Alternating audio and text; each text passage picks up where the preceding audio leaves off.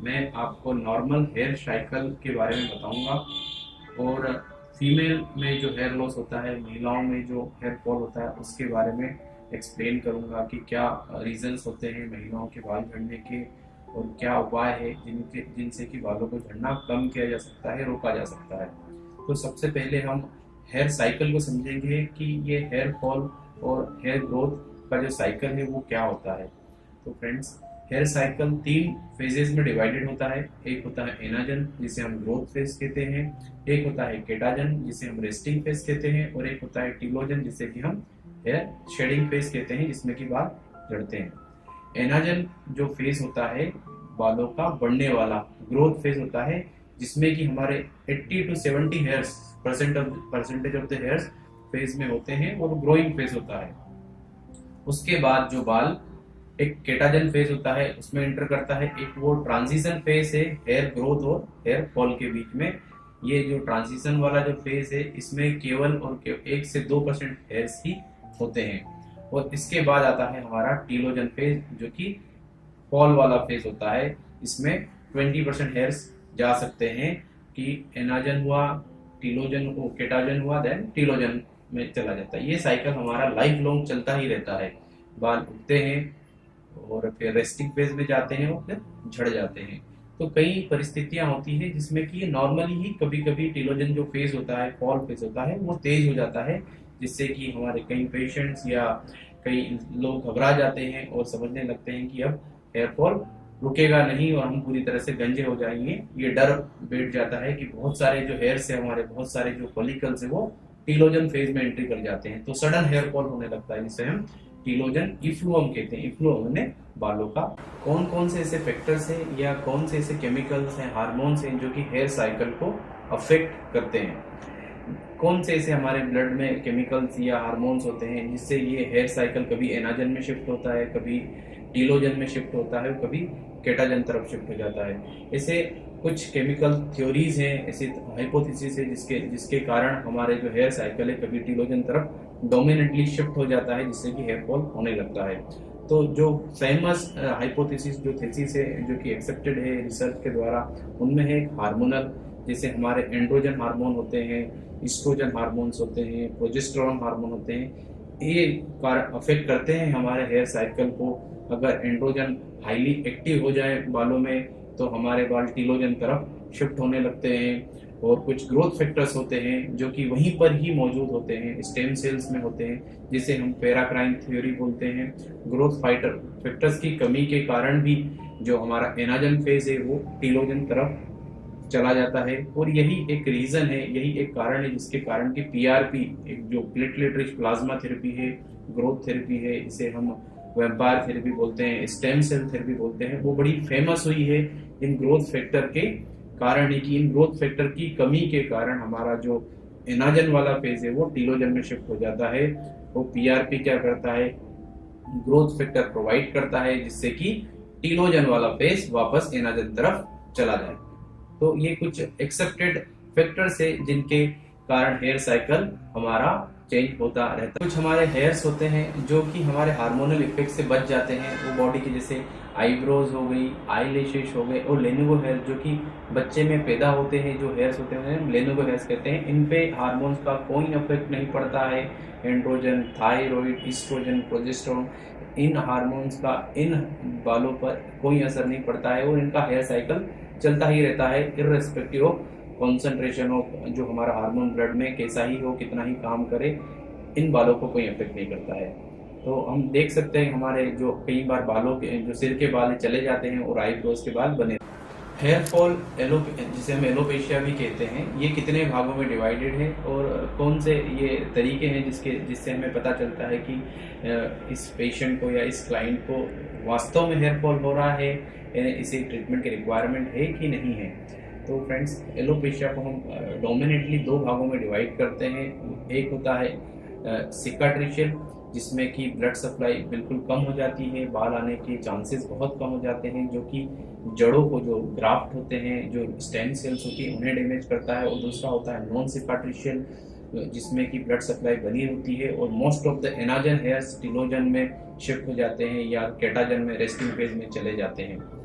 Non सिकाट्रिशियल alopecia को हमने दो भागों में और डिवाइड किया है। जिस लोकेलाइज्ड हेयर फॉल होता है जिसे हम एलोपेशिया एरिएटा या ट्राइकोटिलोमिनिया जैसे इसमें आते हैं, और जो जनरलाइज्ड हेयर फॉल है जैसे कि एंड्रोजेनेटिक एलोपेशिया एंड टिलोजन इफ्लुअम, जो कि बहुत कॉमन, सबसे कॉमन जो हेयर फॉल की समस्या है आदमियों और महिलाओं दोनों को मिलाकर वो टिलोजन इफ्लुअम है, जिसे जो कि एक फिजियोलॉजिकल रिस्पॉन्स होता है, पर पेशेंट इतने परेशान हो जाते हैं कि वो एक बीमारी का भी रूप ले सकता है। हेयर फॉल को डिफाइन करने के लिए क्लिनिकली बहुत सारे टेस्ट हम करते हैं, पर ये सारे के सारे कई बार पेशेंट पर भी निर्भर करता है और जो डॉक्टर या जो फिजिशियन जो ट्राइकोलॉजिस्ट कर रहे हैं उस पर भी डिपेंड करता है इनके रिजल्ट। तो इसलिए स्टैंडर्डाइज कोई प्रोसीजर अभी तक क्लिनिकली मौजूद नहीं है जिससे कि हम डिफाइन कर सकें इसे हेयर फॉल की सीरियस या बिल्कुल वास्तव में कोई समस्या है। हम पुल टेस्ट करते हैं, पेस्ट टेस्ट करते हैं, ग्लोबल फोटोग्राफी करते हैं, पर ये सारे के सारे जो टेस्ट है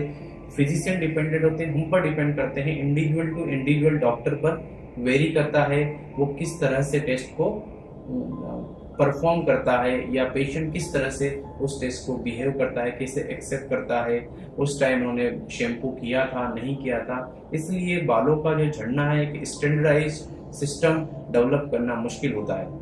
तो महिलाओं में जो हेयर फॉल होता है, हेयर लॉस होता है, वो सबसे बड़े कारणों में से एक होता है टिलोजन इफ्लुअम, टिलोजन हेयर लॉस, जिसमें कि हेयर्स टिलोजन फेज में चले जाते हैं। तो टिलोजन हेयर फॉल के क्या कारण हैं?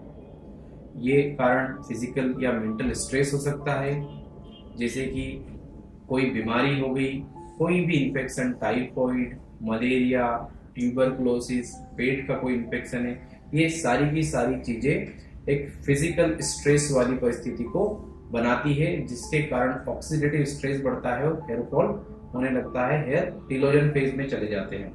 इसके अलावा मानसिक तनाव, मेंटल स्ट्रेस से भी कई बार हेयर फॉल ट्रिगर हो जाता है, जो एनाजन हेयर है वो टिलोजन में कन्वर्ट होने लगते हैं।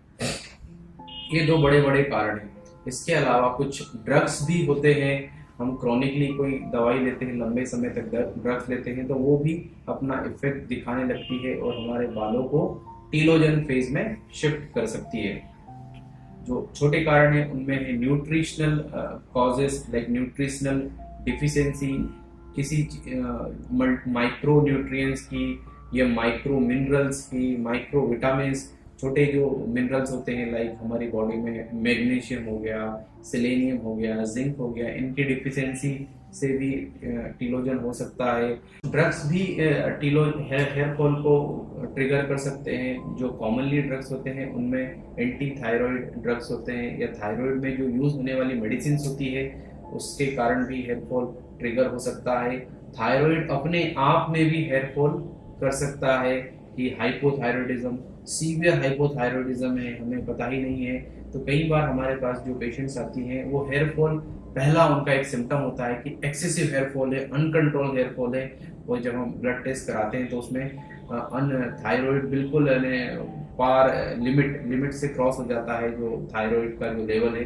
तो थायराइड एक महिलाओं में बड़ा कारण बन जाता है। इसके अलावा एक हार्मोनल जो एलोपेशिया है, जिसे हम फीमेल पैटर्न हेयर लॉस बोलते हैं, वो भी अगर क्रॉनिकली हेयर फॉल होने लगता है तो वो भी एक टिलोजन की तरह ही प्रेजेंट होता है, पर हम उसको इस तरह से डिफरेंशिएट कर सकते हैं। फीमेल पैटर्न हेयर लॉस में जो पीछे वाले हेयर्स हैं, ऑक्सीपिटल हेयर्स हैं, उनकी डेंसिटी बनी हुई रहती है। बाकी टिलोजन जो इफ्लुअम है उसमें सारे बाल भी झड़ते हैं, सारे के सारे बाल डिफ्यूजली झड़ते हैं, सामने से भी और पीछे से भी।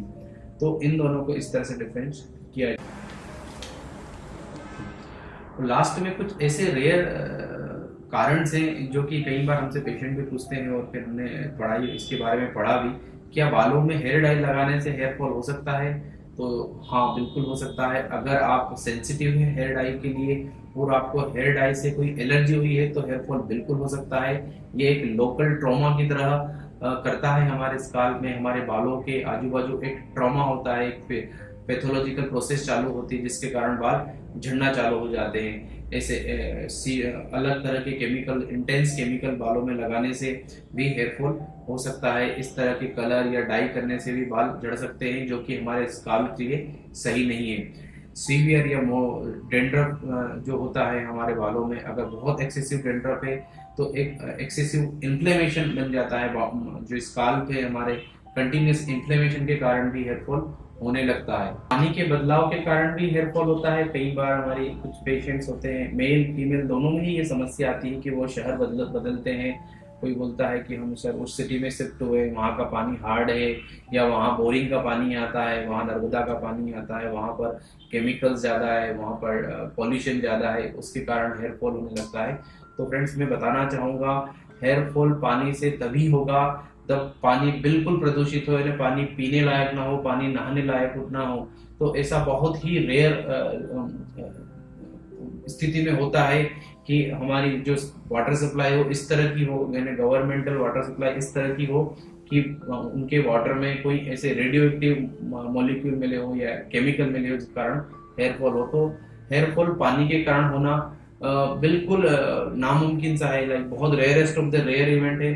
तो ये सब चीजें, अगर हेयर फॉल होता है तो वो सारे जो भी इनहेबिटेंट्स है, सारे लोग जो रह रहे हैं सोसाइटी में, शहर में, उन सब का हेयर फॉल होना चाहिए।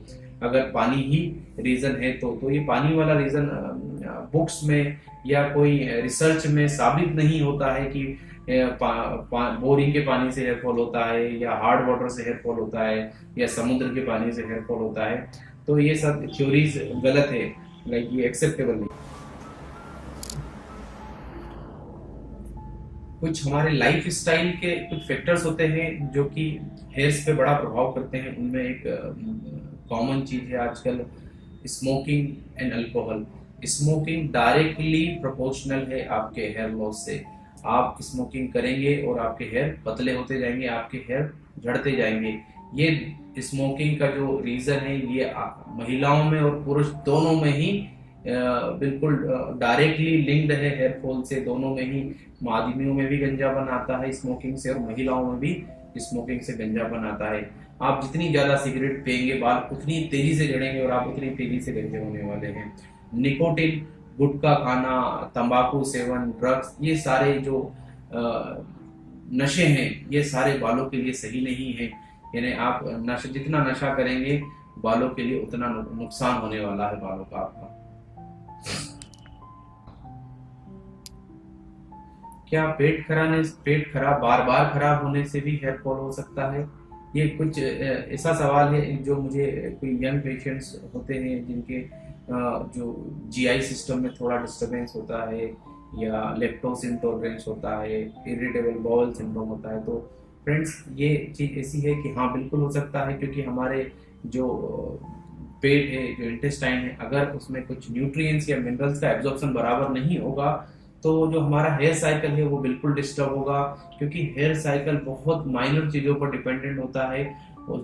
उस हेयर साइकिल में जरा सा भी डिफरेंस वो हेयर को टीलोजन फेज में शिफ्ट कर सकता है। यानी हमारे ग्रोथ फैक्टर्स में अगर माइक्रो डिफरेंस भी आ जाए, या माइक्रो ट्रोमा भी हो, या माइक्रो स्ट्रेस भी हो, तो भी बाल टीलोजन में जा सकता है, ना बाल झड़ सकता है। तो बिल्कुल संभव है कि अगर पेट खराब हो रहा है, या एब्जॉर्प्शन बराबर नहीं है, मोशन बराबर नहीं है, तो हेयर फॉल ट्रिगर हो सकता है। क्रैश डाइटिंग का क्या इफेक्ट होता है बालों में? तो क्रैश डाइटिंग मीन्स भूखा रहना। भूखे रहने से वजन पर तो बहुत अच्छा असर होता है, हमारी बॉडी के लिए भी कहीं अच्छी होती है ये चीज, पर ये हमारे बालों के लिए सही नहीं होती है। क्रैश डाइटिंग से हमारे जो बॉडी में जो भी हमारा केमिकल है, हार्मोनल है, न्यूट्रिशनल है, विटामिन वाला जो बैलेंस है, वो थोड़ा सा डिस्टर्ब होता है। और यही थोड़ा सा डिस्टर्बेंस हेयर साइकिल को डिस्टर्ब कर देता है, और हेयर फॉल हो सकता है। वो भले ही टेम्परेरी हो, पर दैट कैन हैपन इन, ये हो सकता है क्रैश डाइटिंग से। स्कारिंग एलोपेशिया या सिकाट्रिशल एलोपेशिया क्या होता है? कुछ हेयर फॉल का जो पैटर्न या कुछ रीजंस ऐसे होते हैं जहाँ पर कि बाल एक बार जब चले जाते हैं तो कोई भी मेडिसिन या कोई भी सर्जिकल प्रोसीजर या पीआरपी से बाल आने की चांसेस बहुत कम हो जाते हैं, लेस देन 1 और 2% हो जाते हैं, उसे हम सिकाट्रिशल एलोपेशिया कहते हैं, जहाँ पर कि जो ग्राफ्ट है पूरी तरह से डिस्ट्रॉय हो चुके होते हैं और जो स्किन है, जो हमारे स्काल्प की स्किन है, वो बिल्कुल शाइनी और चमकदार बन जाती है, जो कि बाद में हम कोई भी ट्रीटमेंट करेंगे रीग्रो नहीं हो पाता है। इन्हें हम स्कारिंग एलोपेशिया भी कहते हैं। तो ये होता क्यों है? क्रॉनिक इन्फ्लेमेशन के कारण लंबे समय तक अगर स्किन के नीचे कोई इन्फ्लेमेशन या कोई बीमारी का जो एक पैथोलॉजिकल प्रोसेस होता है वो चलता रहता है, जिससे कि जो कैपिलरीज है, ब्लड वेसल्स हैं और जो हमारी स्टेम सेल्स है वो पूरी तरह से डिस्ट्रॉय हो जाती है, और इसके बाद हमारा जो ग्राफ्ट है वो पूरी तरह से नष्ट हो जाता है। तो हमारे पास धीरे से बाल भी खत्म हो जाते हैं और ना जड़ होती है, तो इसलिए बालों को वापस आना मुश्किल होता है। तो सबसे कॉमन स्कारिंग एलोपेशिया कौन सा होता है? तो दोस्तों कोई 4 या 5 जो हमारे डिवाइड किए गए हैं स्कारिंग एलोपेशिया को। तो सबसे पहला होता है लाइकन प्लेनोपाइलेरिस, LPP। इसमें शुरुआत कुछ डॉट से होती है, लाल लाल से दाने होते हैं जो बाद में ब्लैकिश में दानों में कन्वर्ट हो जाते हैं, काले दानों में कन्वर्ट हो जाते हैं, और थोड़े दिनों के बाद वो फ्लैट होके चमड़ी को बिल्कुल शाइनी कर देते हैं, वहां पर बाल चले जाते हैं। इसको लाइकन प्लेनस पाइलोरिस कहते हैं। बॉडी के अदर पार्ट्स पे भी, स्किन के अदर पार्ट्स पे भी इस तरह के सिम्टम्स आ सकते हैं। तो हमें कई बार चेक करना होता है कि बालों के अलावा भी कहीं तो बाल नहीं गए हैं लाइकन प्लेनस पाइलोरिस में। इसके अलावा एक दूसरा भी बड़ा कॉमन रीजन है जो कि महिलाओं में बहुत कॉमन होता है, फ्रंटल फाइब्रोसिंग एलोपेशिया, जो कि मोस्टली फ्रंटल पार्ट को अफेक्ट करता है, फ्रंटल फाइब्रोसिंग एलोपेशिया। इसमें भी स्कारिंग ही होती है, नीचे स्किन के नीचे एक फाइब्रस टिश्यू डिपॉजिट हो जाता है, इसलिए इसे फाइब्रोसिंग एलोपेशिया कहते हैं। तीसरे नंबर पर हमारा है सूडोपलाडे ओब्रोव। सेम प्रोसेस है कि इन्फ्लेमेशन होता है, नीचे जो स्किन के नीचे फाइब्रोसिस होता है और ब्लड जो वेसल्स है वो डैमेज हो जाती है और ग्राफ्ट डिस्ट्रॉय हो जाता है। इसके अलावा केरेटोसिस, पाइलेरिस है, बहुत सारे माइनर रीजंस हैं जिसमें जो कि स्कारिंग एलोपेशिया में आते हैं। तो फ्रेंड्स, सबसे पहले चूंकि इनका बाद में इलाज कराना बहुत मुश्किल होता है, जब स्कारिंग एलोपेशिया हो जाता है, सिकाट्रिशियल हो जाता है, तो इसका ट्रीटमेंट, इसका रिवर्सल करना बहुत मुश्किल होता है। तो जब भी इस तरह के कोई लक्षण हमें नजर आए तो हमें जल्द से जल्द अपने स्पेशलिस्ट को, अपने फिजिशियन को कांटेक्ट करना होता है, सो दैट कि वो प्रोसेस को हम रोक सकें, इस प्रोसेस को होल्ड कर सकें, कि जो डैमेज होने वाला है उससे हम बच सकें। और इसके अलावा अगर पेच जो है, स्कार का जो पेच है वो छोटा है, तो हम हेयर ट्रांसप्लांट एक टेस्ट ग्राफ की तरह पहले कर सकते हैं। अगर टेस्ट ग्राफ सक्सेसफुल होते हैं तो उस स्कारिंग एलोपेशिया के पेच में पूरा हेयर ट्रांसप्लांट भी किया जा सकता है।